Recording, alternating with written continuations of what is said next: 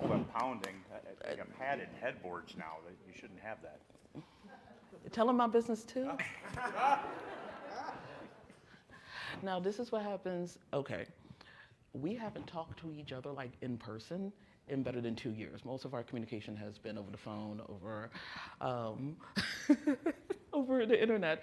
And we just forgot that we're just two salty sailors, and this is gonna be kind of bad. So I'm gonna warn y'all, if y'all if y'all kind of sensitive when it comes to language, especially if the profanity or the sexual kind, I'm gonna let you guys know that there is a trigger warning. Nothing hard, but yes, dear. We're working on it. I don't know if you've been here the entire time, but we've been working on this the entire time. And what I will. Can you swear louder? Yeah, I'm going to sit down the whole time because my legs are starting to swell from standing up the first hour and a half. And for you, fuck no. Yeah, we can go without mics. Yeah, are we doing? Yes, dear. What particularly would you like me to do? What is it that you particularly want me to do? Yes. Testing, 1, 2, testing. I was doing that. I was being, oh my God. This is the first session in this room, so yeah, bear with us. No, once the this thing is set that up, I keep on forgetting that also I haven't been on the group, so y'all don't know that I'm very sarcastic.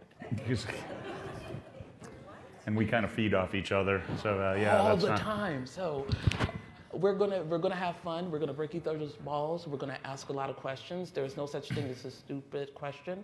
There is a such thing as a nasty attitude. Please don't be a dick. I ain't your girl. Yeah.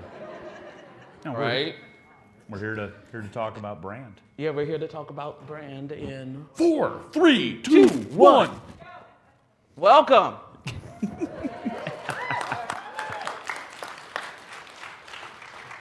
Welcome to 20Books to 50K, my little series. I'm going to be having 4 talks over the course of here, and for lack of a better title, I've called it That Basic Shit. Right? And where I am going to talk to several folks, several friends, very professional or in the industry, and I'm going to ask them the questions that, just the basic, simple questions, and then hoping that we will sit up there and get some more questions from y'all as we go along, right? This is pretty much a free-for-all. I don't know why there isn't another mic, but I'm quite sure we can get that fixed too. We've got these two mics, but we turned them off because of the feedback. We turned them off, and then there's going to be feedback, yeah. Oh, we'll put one out front. It'll be cool. You bet. I'll just put the whole stand up front. People are going to have to get real ill. Limbo. All right. We're here to talk about brand. I do that a lot on, I think I have my 5-minute focus videos with brand. I think we've done a CNN show on brand. Mm-hmm. I haven't written a book on brand, but I probably should. The brand and what I see, first and foremost, is that you decide early, because your readers, anybody who follows you is going to dig way, way back into your life once you get popular. And that's, you see a lot of athletes and artists and those people who 10 years ago, this person said, and all of a sudden they're demonized and it affects their sales. So you have to decide early when you're going to be a public person that you need to control yourself. You delete that shit before you get anywhere important. I'm going to interrupt you very quickly, and I'm going to give you a bit of a glossary. What we're talking about a brand on this level are the themes that your presence out in the public, the themes that you espouse the most, the things that are important to you, how you present yourself, the things that you choose to talk about when you're not talking about your specific books or that specific universe, the way you carry yourself, the way you respond to good and bad. All of those things are chosen early. And that's, yes, that's very good. The brand, your brand, you as the author, how do you want readers to perceive you? That's your brand. How they perceive you, you can only control that so much, but what you are in control of, you take control of, and you put it out there. This is me. Because there's some genres, post-apoc, where it's great to be a conservative, but if you expand, then you may have to adopt a pen name until they find out who that is, and all of a sudden it's not cool anymore. Being a conservative, being a liberal, being politically active, not being politically active, you don't know. It's very, very genre and fan driven. Hopefully that tapers down, but right now it's at the nadir of its existence. So control, decide early. I decided way early that I wasn't going to put anything in public because all I could do is lose readers.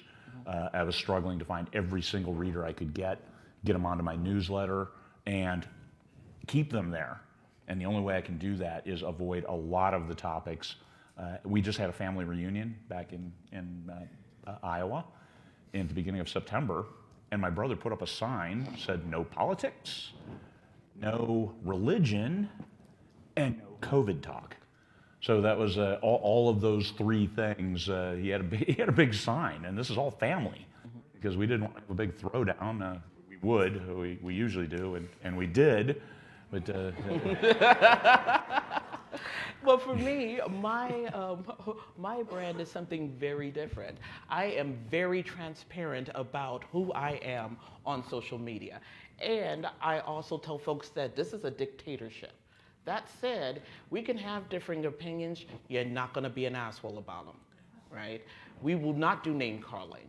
Well, we will not do firebranding. We'll not do trolls, right? You have to have a sense of humor. You have to give it and you have to take it. Your sources have to be reliable, or I will boot you out. And so far, it's done pretty well for me because I always do that, and it allows me to talk about things more broadly than a lot of authors can, right? I brought my readers through the entire electoral process. That is, my husband and I set up our aggregators from all the major news sources and walked people through how elections work, right? And that is because I believe that people really do need a transparent way to see the world. And if we can start from one place, and you're coming from, you'll be surprised how many Trump people are on my wall, and they all know how to behave, because not everyone who voted for Trump is acting a fool, right? But it is one of the themes that I've always established, that we gain kindness and understanding always, right? It's in my books. It's how I deal with folks, and that's how I expect to deal with y'all, right? And that gives me a little bit more freedom, and as a result, my audience is widened into some pretty scary places. No, I'm serious. Some pretty scary places. So, but I also enjoy that too, right? Who do you want to attract?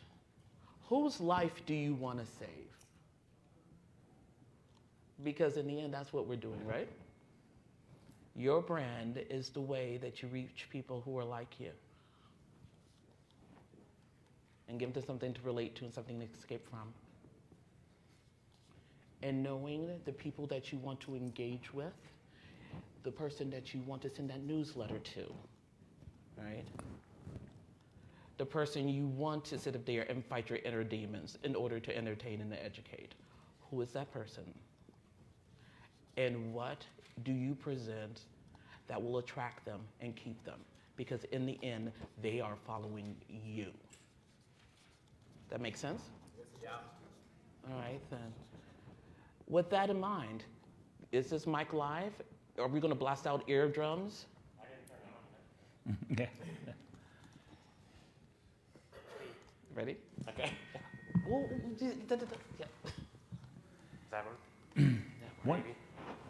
When it comes to brand, Yeah.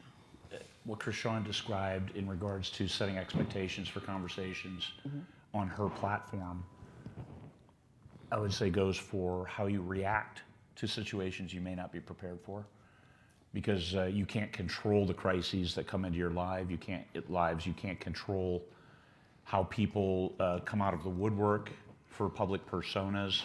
I learned this early. One theme that's constantly in all my books is how much I despise bureaucrats, because bureaucrats came after me and tried to slaughter me 20 years ago using the media, using the national fucking media. And how you react to it is part of your brand. So I learned a long, long time ago what it takes to control your brand and control the message. And sometimes you have no control over the message, but you do have control over how you respond. Yes. And that goes to your brand. Because you're going to get a 1-star review, and they're going to say how horrible you are in something that has nothing to do with what you wrote. Mm-hmm. And all of a sudden, it's like, what the hell? Did this person even read my book? But there it is for God and the world to see. And you're going to want to say that. Yeah. You're going to want to say that. Did you even read that book, bitch? I swear to God. And you used to be able to respond. You can't even respond now. Nope. So it's just out there. So are you going to go on a long tirade on public media about what an idiot your reader is? And I would suggest you don't do that.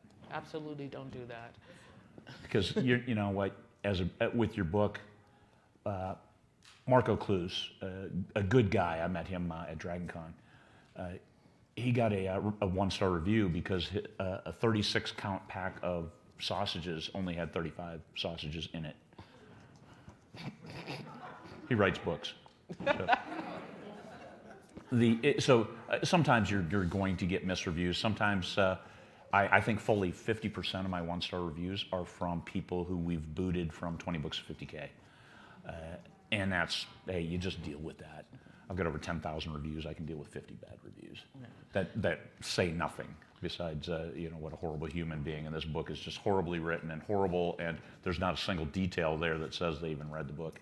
And some of my best ads have been great 1-star reviews on my books, and that's okay. Great stories, so much swearing, 1 star. Great, that's an ad. Right. They are not your audience. Yep. You don't have to respond to them because you are not investing your time into them. Honestly.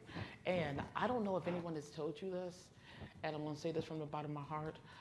90% of the people who will engage your book will meet it with apathy. They will not care.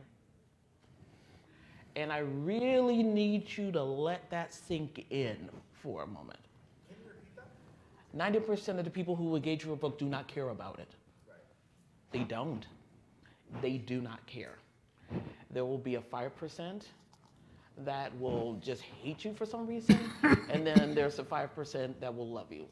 And that is what we are talking about, how to attract those people. And it's different for different people because, once again, the genre and who you are, right? And some of us like to fight. I detest conflict, so that's why I do no politics, religion, any of that, because I just don't want to argue on it. And Facebook, online, all of that. People don't listen fast 2 sentences, and as a career intelligence officer, you can never make your point in 2 sentences. You have a lot. There's a lot of background information people need to know to understand what you did to come to this conclusion. So, no, not even going to try to engage because it's a huge time suck. And my master's and PhD work was in digital literacy and how we communicate with the internet and how the internet has changed how we communicate. And my husband's a data guy, so yeah, I'm all for your smoke. All right then. Oh, just on time. Do we have questions? 15 minutes, damn, Chrishaun. Well, no.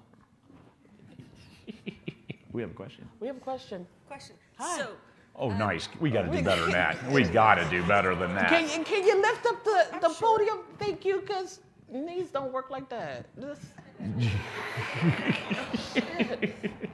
so when you have super fans who are really, really into everything you have and they're promoting your work, how do you deal with when they go a little too deep and they, think they know everything about you because they read your posts on social media? Hard boundaries with soft gloves. Right? Once again, I set that into how I engage with people. You can only get so far into my life. And I'll let them know that's information that you're not entitled to. Enjoy the books. If you don't like it, I will miss you and hope you come back when you gain some sense. I detest conflict, so I just ignore the stuff I don't want to, so that I don't want to deal with. And I've had folks where, and a lot of my friends know this, that we've had to go into some places on the internet and tell folks, hey, back the fuck up. More than once, more than I would really like to, but yes, so what you do is you set that boundary, you set it hard. There's no winning. There's no winning today. Hi, how can you, what's your name, darling? I have a previous career that really influences what I write now. What's the best way to let people know how you're transitioning from one career to another and how what you're writing is based upon previous experience? Wow. I'll give you How you do that? First of all, what's your name, dear? It's Jim. Hey, Jim. Hey. I do it the same way I introduced my my cozy Poppy. I told the story about how she was a medical examiner, and she dreamed of owning a soap shop, right? Tell the same story. They were interested, right? Because we're not worried about the apathetic or the casual folks, right? We're worried about the folks who want to know more about you within limits. So tell them, and literally say, this is a story of how I was this, and I wanted to tell you stories about it in this book, in this series. You gonna tell us what you used to do? Yeah, I was an architect. Nice. But I do like really high-tech architecture and I write science fiction. So it's based upon where I think urban design is going to go. Oh. It sounds boring, but No, it isn't. That's fascinating. Yeah. That's cool because habitat, and you know this, habitat is affected by weather, by our spending habits, by where food is, and alien invasions can change that just as well, couldn't it? well, I think so much of science fiction is world building. Yes. And that's what I spent a lot of time doing. Okay, thank you. So, another thing you might want to consider is that there is a series on Netflix that talks about the intersectionality between science, design, and entertainment. And people eat that stuff up. And if they already know you're an architect and you start telling stories about that, the people that you want to attract, folks like me who are just like, yeah, tell me about that new bio building material that they're using, right, in the Netherlands, right? Tell me things about that. No, but you have the right size right now. Don't worry about that. Hi. Hi, I'm Jennifer. Jennifer? I've been around the block a few times, and you're talking about being very careful with what you post on social media. Mm-hmm. I have not historically. Can you think of a good mea culpa that would wipe it out? Not really. Okay, it isn't about, it's about how you handle it from this point forward. Okay. Right? Yeah, I've done some dirt in my past. I'm not going to sit up there and lie about that. You will see it. Know that I know it's there. Know that I am sorry that I'm sorry now for the person that I was then, because let me tell you, the person who did it then was not sorry. Right. Right? I feel bad that that person existed, and that person is not who I am now. And as I start to tell you my story, you'll be able to see the difference between who I am now and what I was then. Okay. Right? It's pretty much saying, being transparent, it's like, yeah, I was a shithead. I was, and But for I'm these still reasons. a shithead. For these reasons. And this is why I think it's wrong. These are the changes that I've made. And walk with me as I sit up there and stumble over my feet, trying to be better than I was then. Yeah? Excellent. Cool. I would give a different answer. I would say scrub that.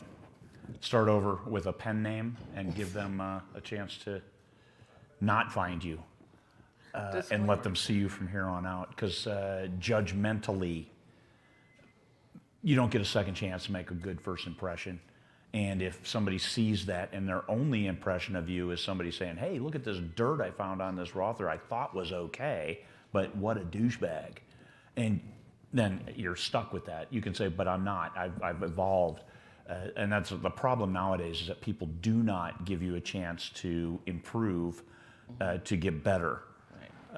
Look at John Gruden. Okay, dude was an ass and sent emails that should never have been public, because those were private emails. So that's a different issue. I think he'll probably grow quite rich off that.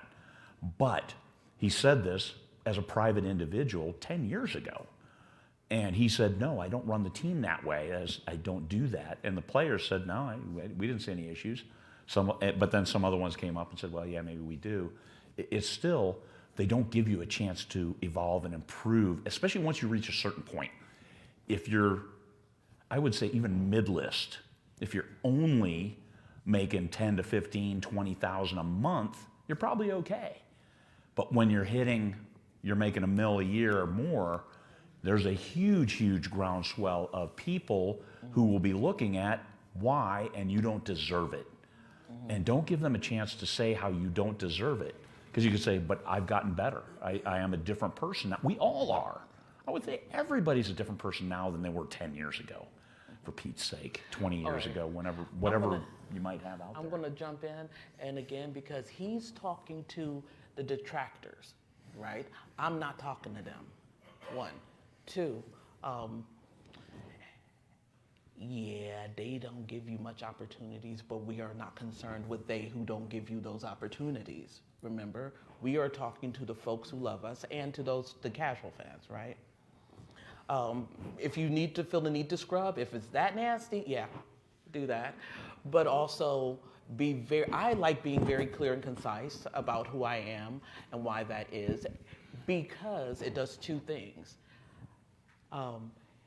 It tells the story to those you love, and what they'll do is they start defending you.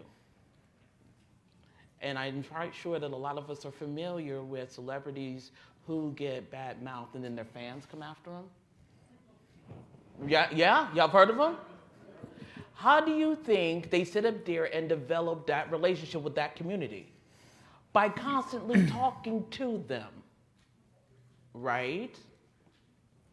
That's why I'm saying focus on the people who love you.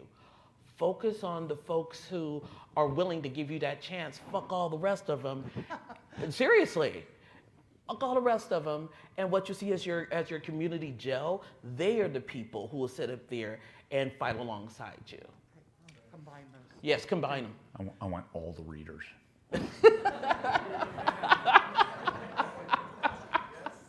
I want even the distractors to buy my book. Hey guys. Hey, what's your name, darling? Forrest Jade. Hey, Jade Brothers, that's my brother over there, Neo. Nice. So actually for both of you, in my work, I write in a lot of different niches. And the works are very disparate sometimes, where the audience is gonna be super focused over here, and they're gonna have different beliefs and different ways they wanna be communicated to over here. And I've kind of battled the idea of building entirely separate brands, personas, faces, names, pen names, in each separate one, or having kind of one that I can just generic out, because they're going to be able to find me. They find one, they're going to be able to trace it back. It's the internet. Yes. I can't hide it. You know, it's forever. I'm going to say, you know, I'm Tim Bowles over here, but I'm not. And they're going to trace it back. So it's kind of like, how do you manage that? How do you manage having such niche fields? And then do you separate yourself out into pieces, or do you kind of just have one persona and communicate out?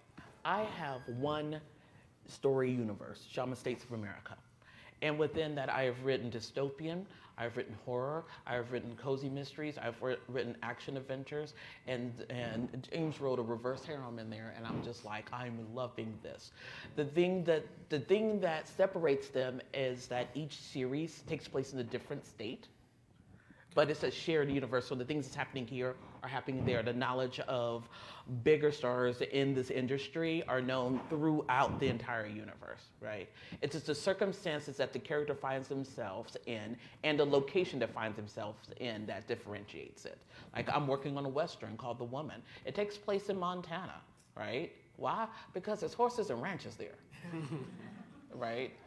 And it's a place where if you say that she stumbled on a ranch wanting to be hired as a hand, it makes sense, right?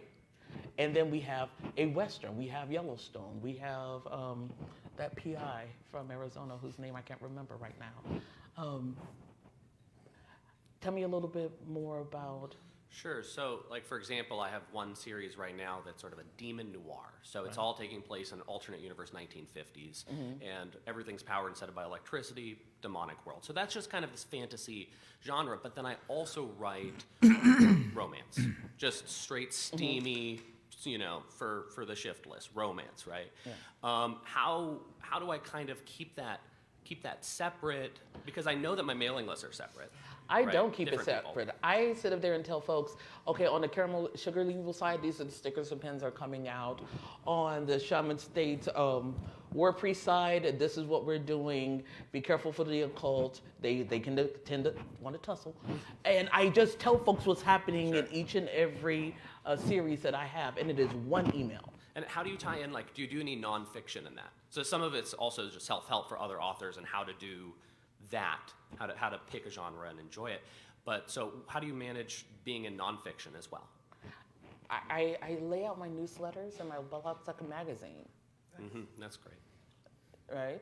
It's a little bit of what I'm doing on my merch side, a little bit of what I'm doing on my novel side, a little bit of what I'm doing at home, because a lot of y'all who follow me know about my husband Bill and hashtag Combos Team Hannah half, right? All right.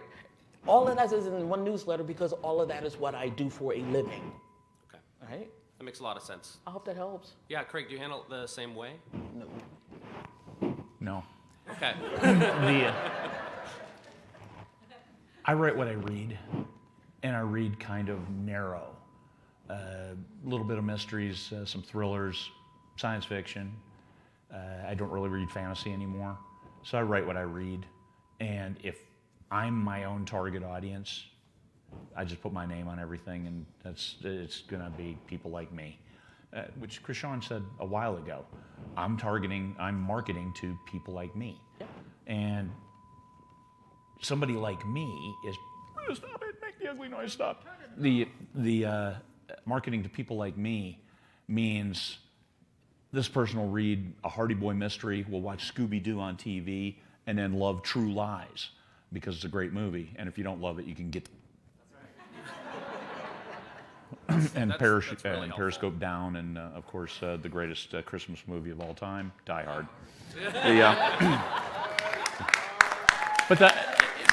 So it's not a dichotomy to me that all of these folks would see Craig Martelle as the author, because that's what I do. So I'm not going to write steamy romance or erotica or anything like that because I don't read it. And no, contrary to what everybody says, I am not Chuck Tingle, as far as you know. So handling that, if I did, then I would create a pen name and just keep it completely separate, and go like 5 levels deep to make sure nobody would ever find this individual and it related back to me. So that would be my way, and that's I spent a career in the military intelligence, 20 years, all the different flavors of intelligence, from signals intelligence to human intelligence to technical intelligence. And controlling the message that goes out is incredibly important, operational security. I do my best to do that, so there's no disparate, that nobody can just do a screen cap and say, look at this. This guy is horrible. So emails, my emails are, I was accused, when I worked for the government, I was accused of my emails being dispassionate, and I would write the email, and then I would go back through and delete all the adjectives. And it would be just a vanilla, generic, here are facts only. And I learned that as a second lieutenant, when the colonel said, take out everything except the facts, because we couldn't draw a conclusion. He said, so just say we can't draw a conclusion, but here are the facts. Because the commander's going to have to make a decision what to do. And I do that to this day. Here are the facts. Here's some things. Stanley, in my newsletter, I always lead off with Stanley, the Alaskan dog. And share that, pictures, facts, not any suppositions, anything like that. Who's going to win the next election? I don't give a shit. As far as my reading audience goes, everything else is like, here's the facts. Here's where we are today. And if you want to escape, read Martelle as a book. Yeah, and that's I write escape fiction. Thank you. That's awesome. Thank you. Hi. Hey, Brett. Hey. You need it? So I'd actually like to piggyback on what The you made. answer to that is no, Mr. Martell. Oh, Good. Most I'm excellent. sorry, Brett. that's all right. So piggyback on, you mentioned how you include your husband in your story. Yeah. I'd like to hear both of you talk a little about your families, and in my case in particular, part of what I'm rapidly becoming known for is an adoptive dad. And on one hand, my personal life, my family, I think whether I wanted to or not, is I'm starting to do a lot of podcasts in that community, and so that part of my life is part of my brand. So on one hand, I have a story that part of my immediate family that's an important part of my brand. On the other side of that, part of my immediate family, I have a particular need to insulate from a lot of the crap that you guys are talking about.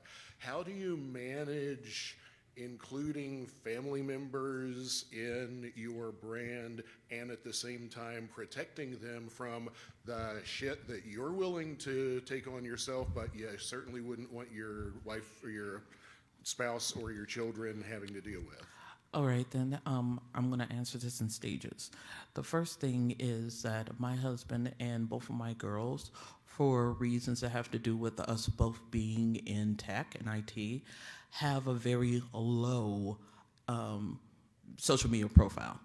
I mean, they just are not on the interwebs. Got it. Right? The second one is that the persona you know me as is about 3/4 real.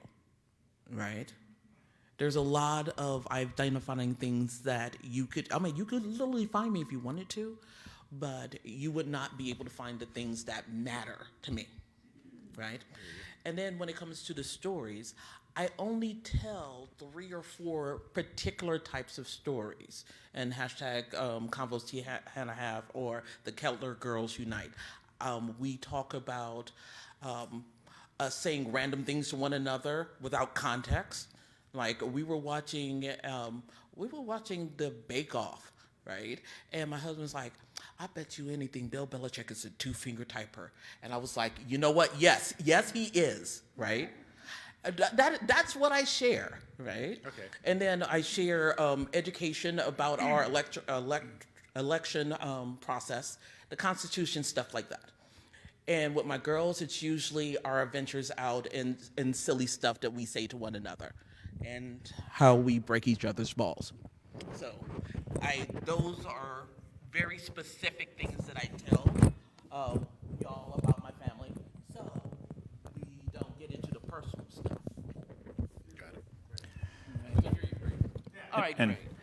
and I would add that you can do a pen name, fake names for your kids, and pictures from the back. Like I will rarely share a picture of my wife from the front, and people know she's a university professor and they can find her, so that's okay. But her public persona is extremely vanilla as well, and we have and where we live, 10 miles outside Fairbanks, Alaska, there's no creepers going to come by.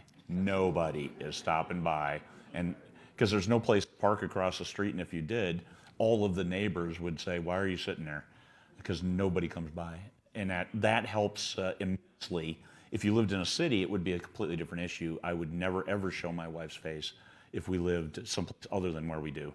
And the kids, pictures from behind, like that. And then pen names for the kids and the family. Because you insulate them. You really do want to protect that. Thank you. Don't link their profile to yours. Don't do Like, it. oh, hey, I'm married too. Nope. Don't do it. Unless you're willing to, unless they're willing to be exposed like that. David Webb, is that you? Hey, yes, it is me. Hi. So I got a question about appropriation and representation, and I know it's impossible not to offend anyone. And I've seen authors torn to shreds in their I don't know if they're well-meaning or not. I don't know their motivations, but in their efforts to include representation or appropriation. And my question is more on appropriation because I'm writing urban fantasy and I want, unique magical villains that are not the typical werewolves and vampires and whatnot. So I want to draw on like mythology and whatnot and stuff like that. And there's my question is that where do I draw the line and how do I prepare myself and cover my ass? Sensitivity readers and whatnot of like Native American culture when including Native American mythology. A common example is fairies. They're commonly known as, good creatures, but according to Scottish mythology, they're mischievous and evil. Where do I go? How do I manage that? And Research better Yeah. Research. and ask.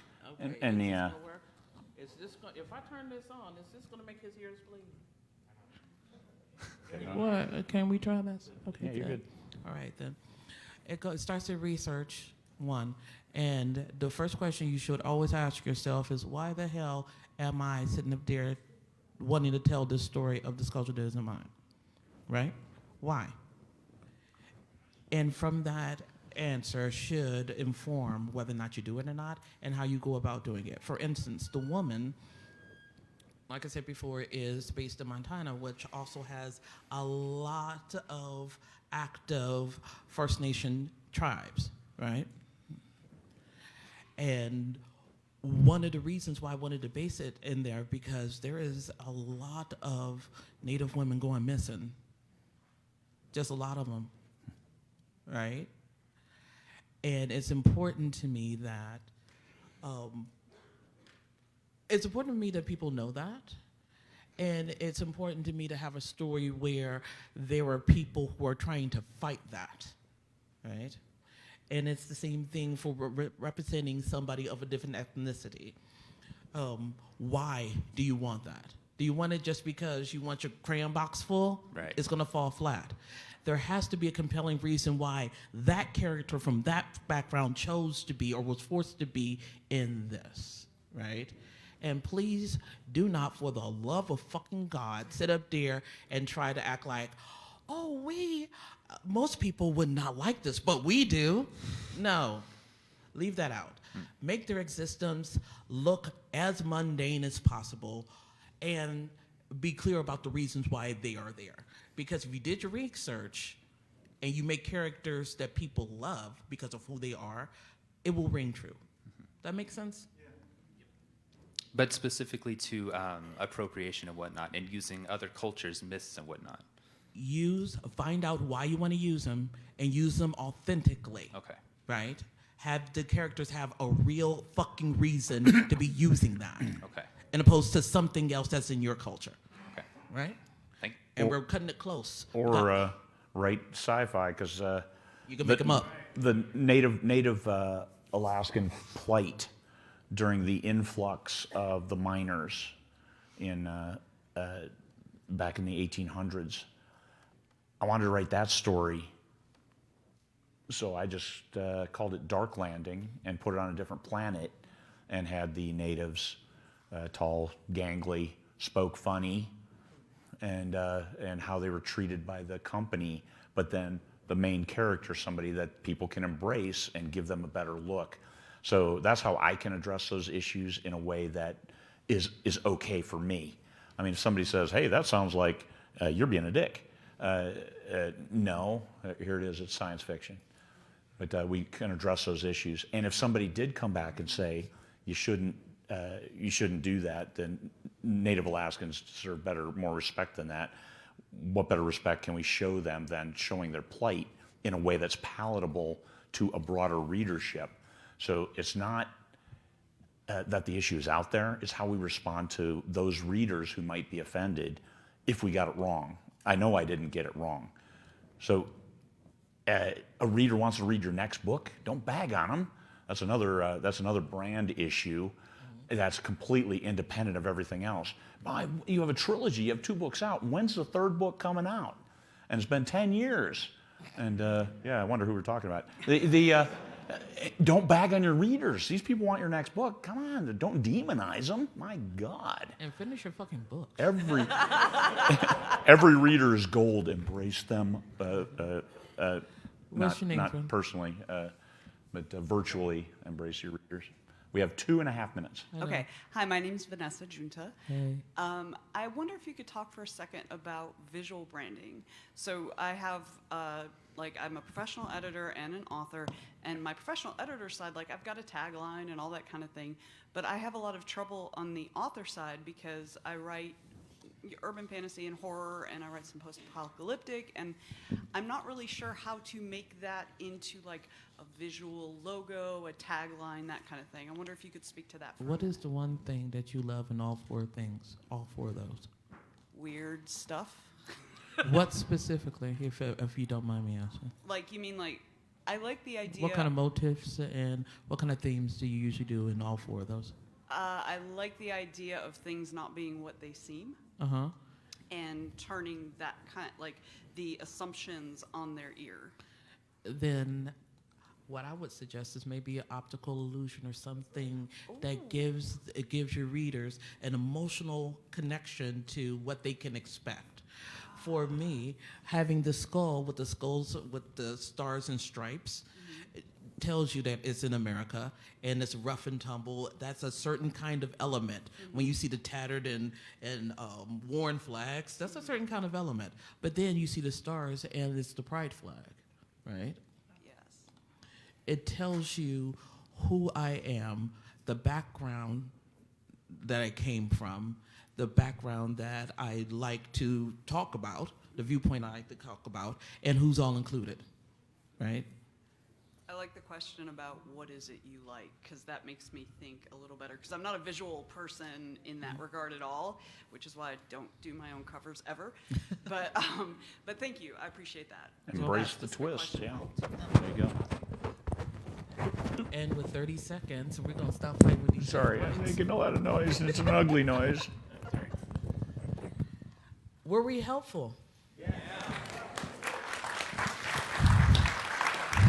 Thanks for being a great audience. Thank you. We only lost 5 people. We suck. Sorry for swearing. But on the other hand, Mal was in the other room where there was a lot of folks who was like, yeah, I could call you on the phone. I was like, yes, you can. Go over there. Good deal. Thank you very much. Thank you. Thank you so much.